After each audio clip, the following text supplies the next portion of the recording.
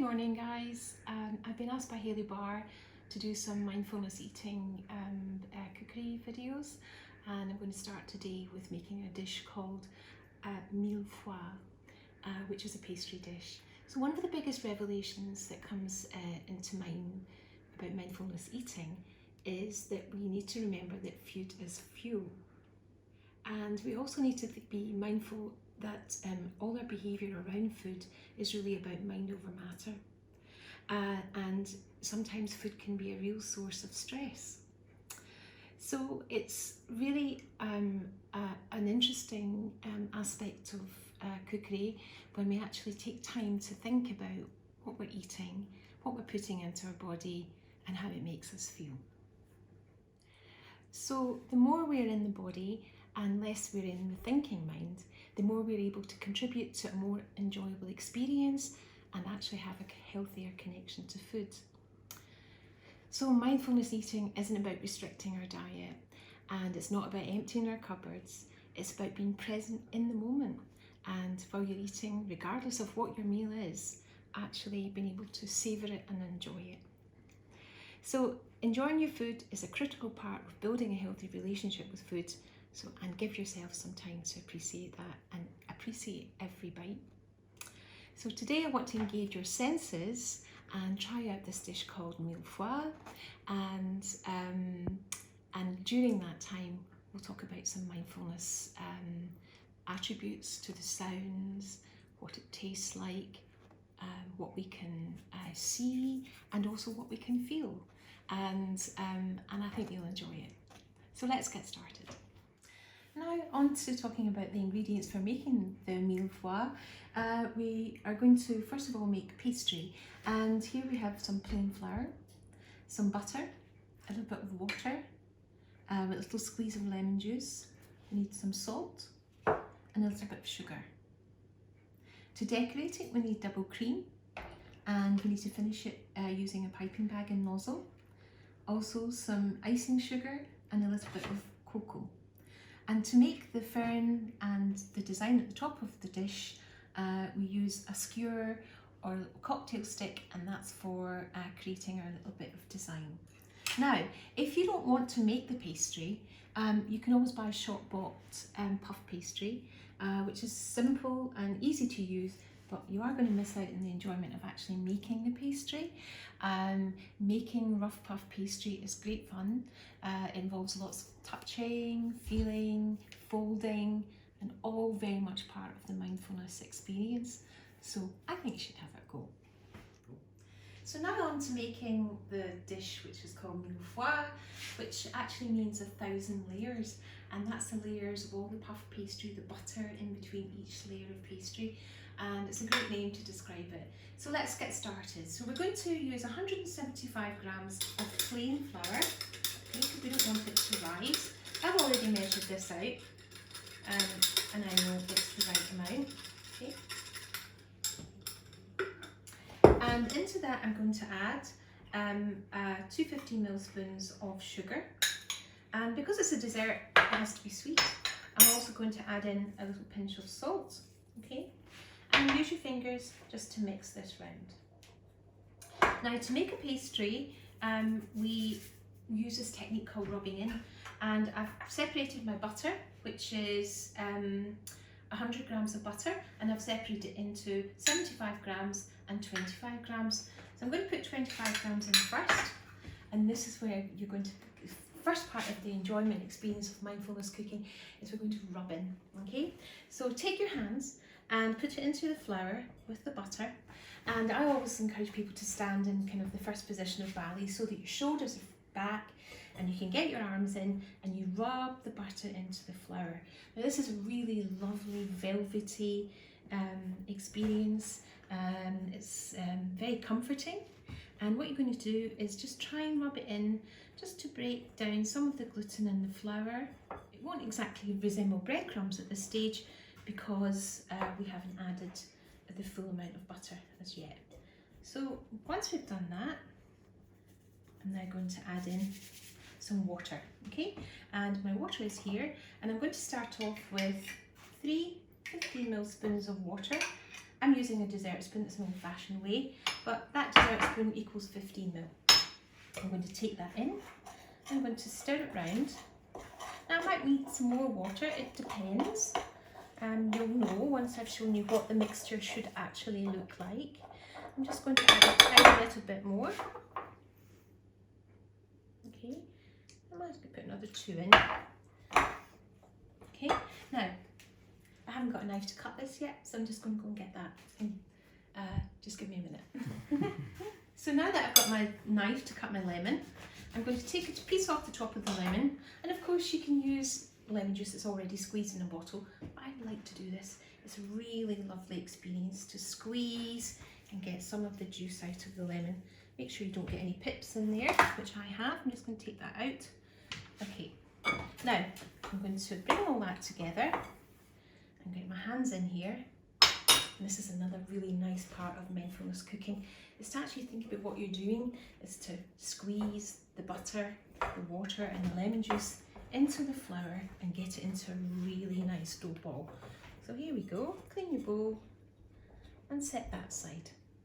And then onto your clean baking sheet. Just going to take it up a little bit, put things away, and then I'm going to show you now how to make the rough puff pastry. I'm going to get that into a dough ball, like that. Okay, patting it. Now I'm going to add a little bit of flour to the bottom of the table that I'm working on. Okay, just a little bit, like that. And I'm going to put my flour onto there, and then I'm going to take my rolling pin. Okay, I'm going to roll it in the flour first of all, like this. And then I'm going to apply a little bit of pressure to get this rolled out. So think about what you're doing when you're doing it. You know, the experience of making the pastry, it's actually a lovely thing to do, and it's actually quite a skilled thing to do, making pastry. Some people find it difficult and others not so much. Here we go. Now we're going to start making how we actually approach making the rough puff pastry. So we take our butter and we add little dots of butter around the pastry like this. And this is how you make the mille-feuille, which is the 1,000 layers. Okay, just add that in like that. And then you take the bottom part here and fold it into the middle, and the top part here and you fold that into the middle. Turn your pastry round. Okay, it's a little bit messy. When we make this in school, in the bakery class, some of the kids find it very difficult at this stage because they don't like the mess, but it's all part of making pastry, and it's soft and pliable. Okay, and keep layering your pastry up, folding it back, folding it in, and this is you making your 1,000 layers, your mille-feuille. Okay, so just keep working so you incorporate all your butter. Okay, it does take a little bit of time. Okay, and it takes about five times to get this all incorporated. You might have to add tiny little bits of flour just to work away till you get a dough that is nice and firm and ready to rest and be baked in the oven into a beautiful puff pastry. I'm just going to leave that to rest now for about 30 minutes to cool.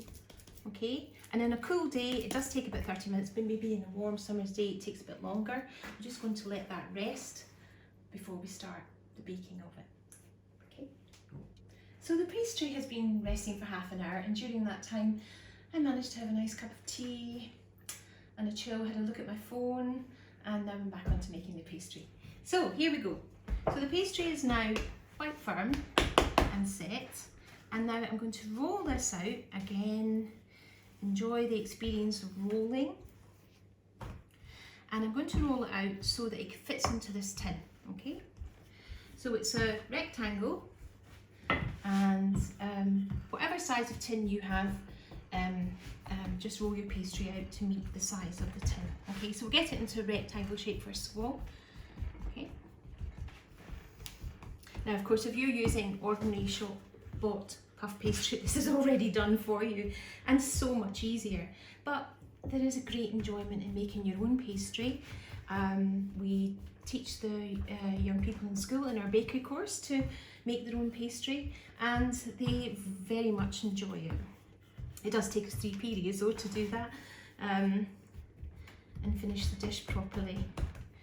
So making sure there's no holes in the pastry.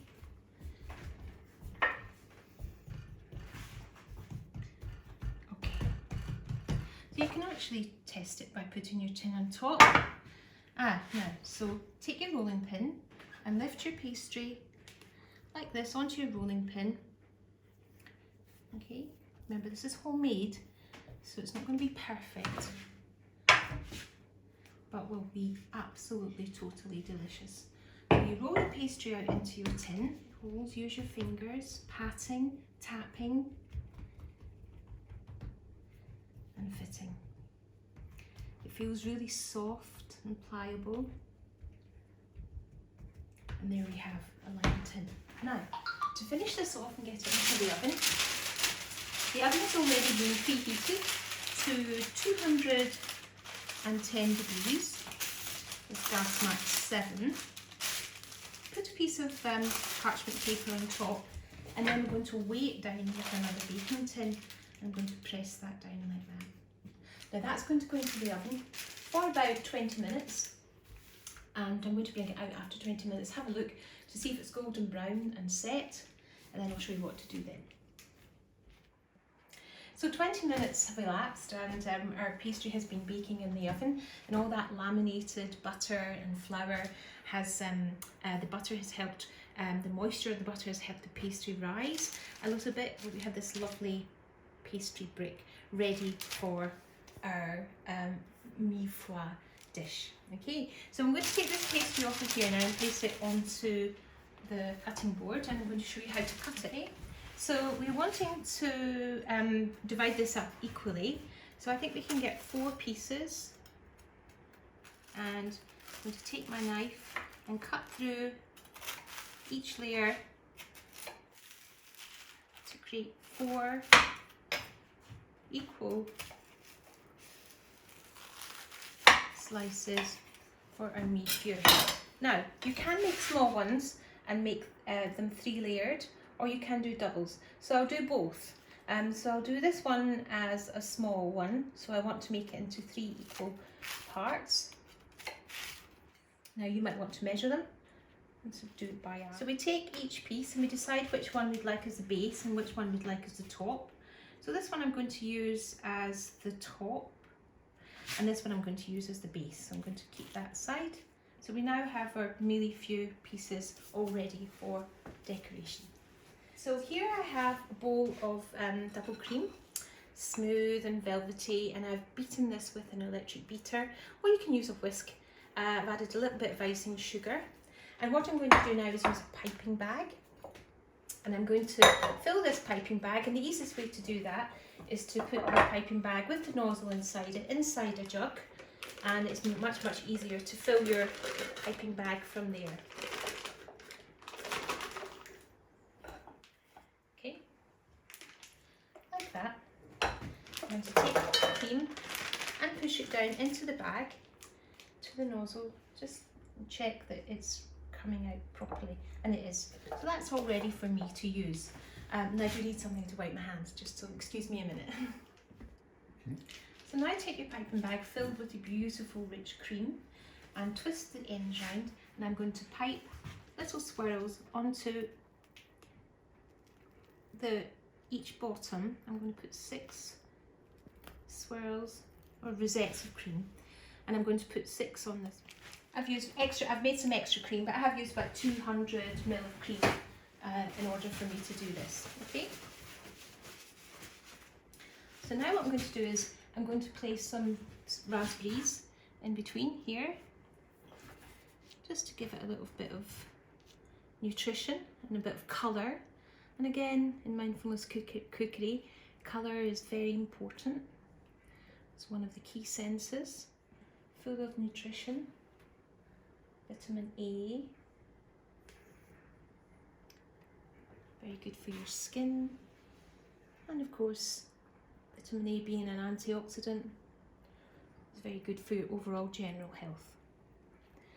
Now, you can actually add any fruit you like. I've got some blackberries there, but I've decided to choose to use this. So we layer this up.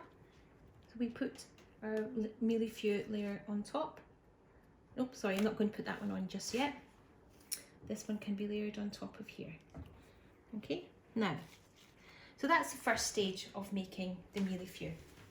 So now to finish for the icing on top, we have here some icing sugar, okay? Now when you make icing sugar, remember it's very little water. This is going to be a water icing, so that's, well, actually I'll start with 2. And just want to mix that round, and I'm going to make a nice thick icing covering, which is going to go on the top layer of the millefeuille. Now again, this is a beautiful powdered sugar, and you can see it's very, oops, probably better to use a bowl scale than this, but I actually used this so I could dip the biscuits into it, but probably should have mixed it first, but it doesn't matter. So here we go, that was 215 millspoons of water and about, I think that was about 150 ml of icing sugar. Okay, make sure there's no lumps in it. Now you can colour this, and if you're using raspberries, it might be nice to use a nice pink colouring, but it's up to you. Now look at that, how lovely is that? And savour and enjoy when you're making this. It's good fun. Kids love doing this as well. It's really satisfying for them. So what we're going to do now is we're going to take the icing sugar, just check the consistency. We want it to be running, but not too runny. In fact, I'm just going to add a tiny little bit more into that. Let's get it to the right consistency so that it doesn't run off.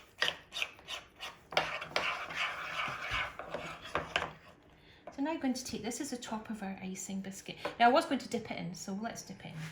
So we'll dip it in. I want to cover it in the icing, okay? And then that is going to sit on top of here, like that. Now I actually think I might just pour it on rather than dipping it. I think I might get a better result. So use your spoon to spread the icing as thick as you like. It's lovely, rich and sweet, but this is all part of the enjoyment. And that can sit on top of the edges of that. Now you could trim those edges off if you want to be really exact. Remember, this is home cookery. It's all about enjoyment and the pleasure of actually making something that looks quite professional. I'm going to just let that icing set for a couple of minutes, and then I'm going to show you what to do with the cocoa and a little bit of ferning. So now we're going to finish off with the ferning. So this is basically cocoa powder and water, and I'm just use a cocktail stick. This is a skewer, and you take your skewer and you draw lines on like this in equal distance. Now I'm going to do the ferning, so I take my stick one way, okay, and then I pull it the other way. Oops. And one way and the other way. Okay, and that finishes off our beautiful millefeuille. Present that on a plate with a few raspberries or any fruit of your own choice. Raspberries are always beautiful. Serve it with a lovely pastry fork, and there we have a beautiful millefeuille for your enjoyment. A little bit of mindfulness cookery. Remember, it's all about enjoying the food and savouring the taste at the moment. So millefeuille and enjoyment is definitely the best part of eating. Go ahead, enjoy and have fun making it.